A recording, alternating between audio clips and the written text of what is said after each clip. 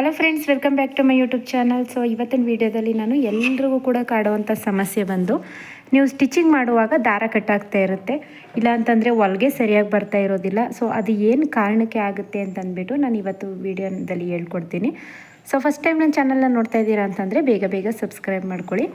ಹಾಗೆಯೇ ಇದು ಏನು ಕಾರಣಕ್ಕೆ, ಏನು ರೀಸನ್ ಬಂದು ಅದು ನಿಮಗೆ ಕಟ್ಟಾಗ್ತಾ ಇರುತ್ತೆ ಅಂತಂದರೆ, ಫಸ್ಟ್ ರೀಸನ್ ಬಂದು ದಾರ ನಿಮಗೆ ಹೊಲಿಗೆ ಸರಿ ಬರ್ತಾ ಇರೋದಿಲ್ಲ ಅಂತಂದರೆ ಇದು ಈ ರೀತಿ ಟೈಟ್ ಆಗಿಬಿಡುತ್ತೆ. ಇದನ್ನು ಟೆನ್ಷನ್ನ ಏನು ಮಾಡ್ಕೋಬೇಕು ಅಂತಂದರೆ, ನೀವು ಫಸ್ಟ್ ಈ ರೀತಿ ಒಂದು ಸುತ್ಕೋಬೇಕು, ಹೊಲಿಗೆ ಹಾಕೋಬೇಕು, ಕರೆಕ್ಟ್ ಇದೆಯಾ ಅಂತ ಚೆಕ್ ಮಾಡ್ಕೋಬೇಕು. ಅದು ಕರೆಕ್ಟ್ ಬರಲಿಲ್ಲ ಅಂತಂದರೆ ಮತ್ತೆ ಒಂದು ಸ್ವಲ್ಪ ಈ ರೀತಿ ತಿರುಗಬೇಕು. ಇದು ಕರೆಕ್ಟಾಗಿ ಟೆನ್ಷನ್ ಎಲ್ಲಿವರೆಗೂ ಕೂಡ ಸರಿಯಾಗಿ ನಿಂತ್ಕೊಳ್ಳುತ್ತೆ. ಜಾಸ್ತಿ ಲೂಸ್ ಆದರೂ ಕೂಡ ನಿಮಗೆ ಹೊಲಿಗೆ ಅನ್ನೋದು ಲೂಸಾಗಿ ಬರುತ್ತೆ, ಆವಾಗ ನಿಮಗೆ ನೀಟಾಗಿ ಹೊಲಿಗೆ ಬರೋದಿಲ್ಲ. ಇದು ಪೂರ್ತಿಯಾಗಿ ಟೈಟ್ ಆಯಿತು ಅಂತಂದರೂ ಕೂಡ ನಿಮಗೆ ಟೈಟಾಗಿ ಹೊಲಿಗೆ ಬಟ್ಟೆ ಎಲ್ಲ ಹಿಡ್ಕೊಂಡಂಗಾಗುತ್ತೆ. ಆ ರೀತಿ ಸಮಸ್ಯೆ ಆಗುತ್ತೆ. ಇದು ಲೂಸ್ ಆಗಬಾರ್ದು, ಇಲ್ಲ ಟೈಟು ಕೂಡ ಆಗಬಾರ್ದು. ಇದನ್ನೇನು ಮಾಡಬೇಕು ಅಂತಂದರೆ, ಈ ರೀತಿ ಸ್ವಲ್ಪನೇ ತಿರುಗಿಸ್ಕೊಳ್ಳಿ, ಸ್ಟಿಚ್ ಹಾಕೊಳ್ತಾ ಹೋಗಿ.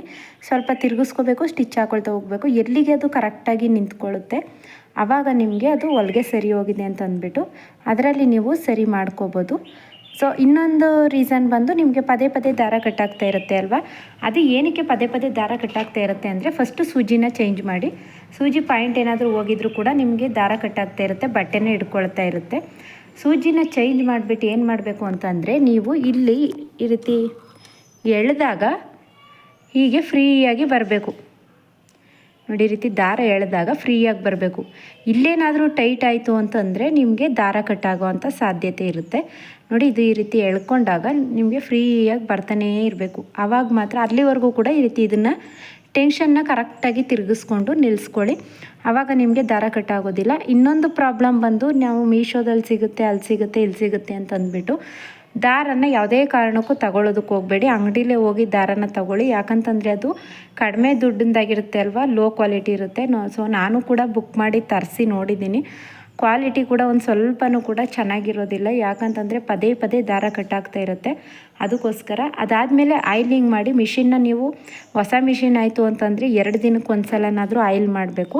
ಸೊ ಸ್ವಲ್ಪ ಹಳೇದಾಗಿದೆ ಅಂತಂದರೆ ವಾರಕ್ಕೊಂದು ಸಲನಾದರೂ ಪೂರ್ತಿ ಎಲ್ಲನೂ ಕೂಡ ಬಿಚ್ಚಿ, ಈ ನೆಟ್ಗಳೆಲ್ಲನೂ ಕೂಡ ಬಿಚ್ಚಿ, ಹಾಗೆಯೇ ಎಲ್ಲ ಪೂರ್ತಿ ಆಯಿಲಿಂಗ್ ಮಾಡಿ. ಅದರದ್ದು ವೀಡಿಯೋ ಬೇಕು ಅಂತಂದರೆ ಈ ವಿಡಿಯೋ ಕೊನೆಯಲ್ಲಿ ನಿಮಗೆ ಎಂಡ್ ಸ್ಕ್ರೀನಲ್ಲೂ ಕೂಡ ಕೊಟ್ಟಿರ್ತೀನಿ, ಹಾಗೆಯೇ ಐ ಕಾರ್ಡಲ್ಲೂ ಕೂಡ ಕೊಟ್ಟಿರ್ತೀನಿ ನೋಡಿ. ಅದನ್ನು ಹೇಗೆ ಎಲ್ಲನೂ ಕೂಡ ಈ ರೀತಿ ಬಿಚ್ಚಿ ಕ್ಲೀನ್ ಮಾಡಿ ಆಯಿಲ್ ಹಾಕೋದು ಅಂತ. ಆ ರೀತಿ ಆಯಿಲ್ ಹಾಕಿ ಮೇಂಟೆನೆನ್ಸ್ ಮಾಡಿದ್ರೂ ಕೂಡ ನಿಮಗೆ ದಾರ ಕಟ್ಟಾಗೋದಿಲ್ಲ.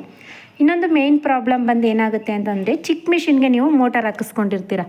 ಇದು ಬಂದು ದೊಡ್ಡ ಮಿಷಿನ್ನು ನೋಡಿ. ಇದು ಮೆರಿಟ್ ಮಿಷಿನ್ನೇ, ಆದರೆ ದೊಡ್ಡ ಮಿಷಿನ್, ಇದು ಹೈ ಸ್ಪೀಡ್ ಮಿಷಿನು.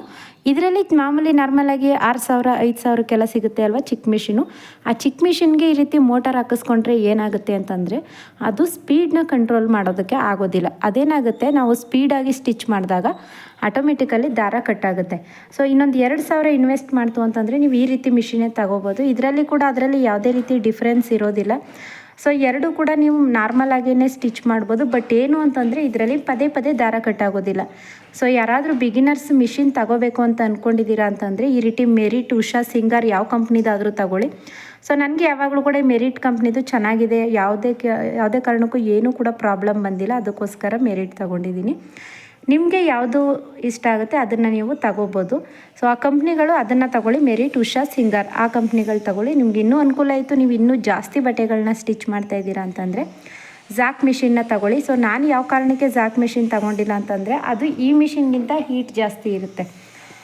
ಅದಕ್ಕೋಸ್ಕರ ಎಷ್ಟೇ ಬಟ್ಟೆಗಳನ್ನಾದರೂ, ಇದರಲ್ಲೂ ಕೂಡ ಸೇಮ್ ನಾವು ಹೊಲಿಯೋದ್ರ ಮೇಲೆ ಡಿಪೆಂಡ್ ಆಗಿರುತ್ತೆ. ಇದರಲ್ಲೂ ಕೂಡ ಅರ್ಧ ಗಂಟೆಗೆಲ್ಲ ಸಾದಾ ಬ್ಲೌಸ್ನ ಸ್ಟಿಚ್ ಮಾಡ್ಬೋದು. ಸೊ ಒಂದು 40 ನಿಮಿಷಕ್ಕೆಲ್ಲ ಲೈನಿಂಗ್ ಬ್ಲೌಸ್ನ ಸ್ಟಿಚ್ ಮಾಡ್ಬೋದು. ಸೊ ನಾವು ಹೇಗೆ ಹೊಲಿತೀವಿ ಹಾಗೆ. ಆ ರೀತಿ ಮಿಷಿನ್ನಲ್ಲೂ ಕೂಡ ನೀವು ನಿಧಾನಕ್ಕೆ ನೋಡ್ಕೊಂಡು ಹೊಲಿತು ಅಂತಂದರೆ ಅದರಲ್ಲೂ ಕೂಡ 1 ಅವರ್ ತಗೊಳ್ತಾರೆ ಒಬ್ಬೊಬ್ಬರು. ಅದಕ್ಕೋಸ್ಕರ ಹೇಳಿದೆ, ಹೊಲಿಯೋರು ಟ್ರೈನಿಂಗ್ ಇರೋರು ಹೊಲಿತಾರೆ, ನಾನು ಇಲ್ಲ ಅಂತ ಹೇಳಲ್ಲ. ಸೊ 15 ನಿಮಿಷಕ್ಕೆಲ್ಲ ಸಾದಾ ಬ್ಲೌಸ್ನ ಸ್ಟಿಚ್ ಮಾಡ್ತಾರೆ. ಬಟ್ ನಾನು ಹೇಳಿದ್ದು, ಇದರಲ್ಲೂ ಕೂಡ ನಾವು ಸ್ಟಿಚ್ ಮಾಡಲೇಬೇಕು ಅಂತಂದರೆ, ಇವಾಗ ನಾನು ಕೊಡಲೇಬೇಕು ಅಂತಂದ್ಬಿಟ್ಟು ಇವಾಗ ಮಾರ್ನಿಂಗಿಂದ ಎದ್ದು ಒಂದು 8 ಗಂಟೆಗೆ ಹೊಲಿಯೋ ಕೂತ್ಕೊಂಡಿದ್ದು 10 ಗಂಟೆಗೆಲ್ಲ 3 ಬ್ಲೌಸ್ನ ಹೊಲಿದಿದ್ದೀನಿ. ಸೊ ನಾನು ಹೇಳಿದೆ ಅಲ್ವಾ, ಹೊಲಿಬೇಕು ಅಂತಂದ್ಬಿಟ್ಟು ಹಿಡಿದ್ರೆ ಯಾವುದೇ ಮಿಷಿನ್ ಆದರೂ ಕೂಡ ಹೊಲಿಬೋದು. ಅದಕ್ಕೋಸ್ಕರನೇ ಅಷ್ಟೇ, ಇನ್ವೆಸ್ಟ್ ಮಾಡ್ತೀರಾ ಈ ರೀತಿ ಮಿಷಿನ್ನೇ ತಗೊಳ್ಳಿ. ಚಿಕ್ಕ ಮಿಷಿನ್ ಆಯಿತು ಅಂತಂದರೆ ಅದು ಪದೇ ದಾರ ಕಟ್ಟಾಗ್ತಾ ಇರುತ್ತೆ. ಅದಕ್ಕೋಸ್ಕರ ಹೇಳಿದ್ದು. ಸೊ ಇನ್ನೊಂದು ರೀಸನ್ ಬಂದು ದಾರ ಕಟ್ಟಾಗೋದಕ್ಕೆ ಏನಕ್ಕೆ ಕಟ್ಟಾಗುತ್ತೆ ಅಂತಂದರೆ, ನಿಮಗೆ ಇಲ್ಲಿ ಬಾಬಿನಲ್ಲಿ ಸರಿಯಾಗಿ ದಾರ ಸುತ್ತಿಲ್ಲ ಅಂತಂದರೆ ನೀವು ನೋಡಿ, ಇದು ಬಾಬಿನಲ್ಲಿ ಕರೆಕ್ಟಾಗಿ ಇದು ಬಂದು ನೀಟಾಗಿ ನಿಮಗೆ ಎಳ್ಕೊಂಡಾಗ ಬರಬೇಕು ಅದು ನೀಟಾಗಿ. ಇದೇನಾಗುತ್ತೆ, ಟೈಟ್ ಆಗಿಬಿಟ್ರು ಕೂಡ ನಿಮಗೆ ಆ ರೀತಿ ಟೈಟ್ ಆಗಿಬಿಟ್ರೆ ನೋಡಿ, ಈ ರೀತಿ ಎಳೆದ ತಕ್ಷಣ ದಾರ ಈಸಿಯಾಗಿ ಬರಬೇಕು. ಇದು ಟೈಟ್ ಆದರೂ ಕೂಡ ಪದೇ ಪದೇ ದಾರ ಕಟ್ಟಾಗುತ್ತೆ.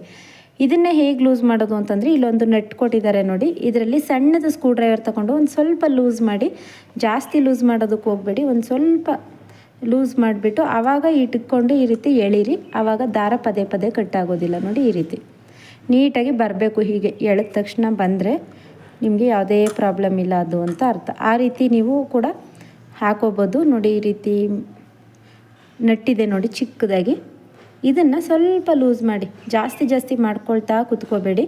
ಒಂದೊಂದು ಸ್ವಲ್ಪ ಮಾಡಿಕೊಂಡು ನೀವು ಅದಾದಮೇಲೆ ಬೇಕಾದರೆ ನೋಡಿಕೊಂಡು ಹಾಕೋಬೋದು. ಸೊ ಒಂದು ಸಲ ಏನಾದರೂ ಈ ಸೆಟ್ಟಿಂಗ್ಸ್ಗಳನ್ನ ಮಾಡಿ ಇಡ್ತು ಅಂತಂದರೆ ಪದೇ ಪದೇ ಮಾಡೋವಂಥ ಅವಶ್ಯಕತೆ ಇರೋದಿಲ್ಲ. ಒಂದು ಸಲ ಮಾಡಿ ಇಟ್ಕೊಂಡ್ಬಿಡಿ. ಅದಾದ ನಂತರ ನೀವು ನಾರ್ಮಲಾಗಿ ಸ್ಟಿಚ್ನ ಮಾಡ್ಕೋಬೋದು. ಫಸ್ಟು ಬೆಟರ್ ಅಂತಂದರೆ ದಾರ ಕ್ವಾಲಿಟಿ ಇರೋದನ್ನು ತಗೊಳ್ಳಿ. ಅಂಗಡಿಗಳಲ್ಲಿ ಹೋಗಿ ತಗೊಳ್ಳಿ. ಅಂಗಡಿಗಳಲ್ಲಿ ಅಂತಂದರೆ ಯಾವಾಗಲೂ ಪರ್ಮನೆಂಟ್ ಅವ್ರು ಇರ್ತಾರೆ ಅಲ್ವಾ, ಅಂಗಡಿಗಳಲ್ಲಿ ನಿಮಗೆ ಕ್ವಾಲಿಟಿ ಇರೋದನ್ನೇ ಕೊಡ್ತಾರೆ. ಅದಕ್ಕೋಸ್ಕರ ಅಂಗಡಿಲಿ ಹೋಗಿ ತಗೊಳ್ಳಿ. ಯಾವುದೇ ಕಾರಣಕ್ಕೂ ಆನ್ಲೈನಲ್ಲಿ ಬುಕ್ ಮಾಡ್ಕೊಂಡು ತರಿಸ್ಕೋಬೇಡಿ.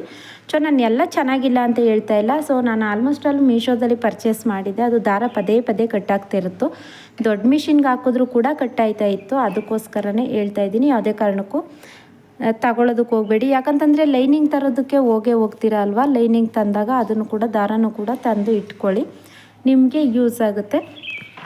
ಸೊ ಫಸ್ಟ್ ಹೇಳಿದೆ ಅಲ್ವಾ, ಈ ರೀತಿ ನಿಮಗೆ ಚಿಕ್ಕ ಮಿಷಿನ್ ಆದರೆ ಏನಾಗುತ್ತೆ ಅಂತಂದರೆ, ಈ ರೀತಿ ಟೆನ್ಷನ್ ಈ ಕಡೆ ಸೈಡ್ ಕೊಟ್ಟಿರ್ತಾರೆ.